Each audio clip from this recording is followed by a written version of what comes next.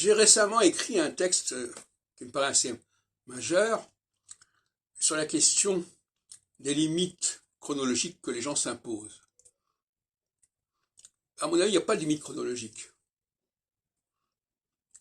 Et le grand problème de l'université française en particulier, c'est de se limiter chronologiquement.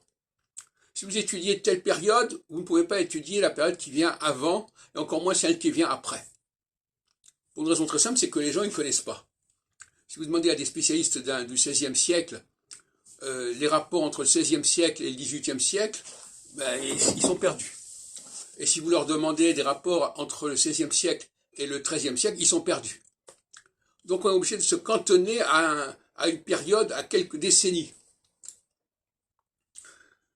J'ai eu beaucoup de problèmes à ce niveau-là dans mon travail sur Nostradamus, parce que dans un premier temps, j'ai posé le problème d'éditions antidatées qui avaient été produites 30 ans après la mort de Nostradamus, 20 ou 30 ans après.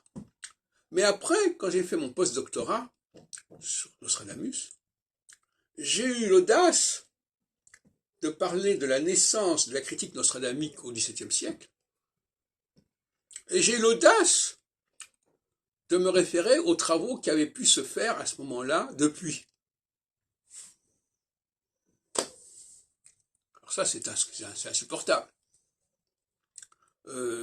Si je fais une thèse Nostradamus, je n'ai pas le droit, paraît-il, de me référer à l'avancement des travaux actuels sur Nostradamus. Pourquoi ? Parce que tout ce qui est ésotérique est plus ou moins douteux, et par conséquent, écrire l'histoire des études nostradamiques depuis le XVIe siècle jusqu'au XXe siècle, XXIe siècle, c'est scandaleux, c'est insupportable. On a le droit de l'utiliser ponctuellement au moment où Nostradamus est censé avoir publié ses ouvrages. Bon, d'accord, mais étudier un courant d'études nostradamiques, critiques nostradamiques, qui s'originerait au XVIe siècle, mais qui se serait développé tout au long, ça, personne ne peut suivre. Pour toutes sortes de raisons. Parce qu'ils ne connaissent pas le sujet, mais aussi parce qu'ils n'ont pas du tout envie d'entériner l'idée que ces études sur Nostradamus puissent avoir une quelconque valeur aujourd'hui. Donc on est cantonné à l'étude de périodes relativement anciennes, et on n'a pas à mettre en perspective des travaux actuels. Voilà ce qui a fait problème pour mon jury en postdoctorat en 2007.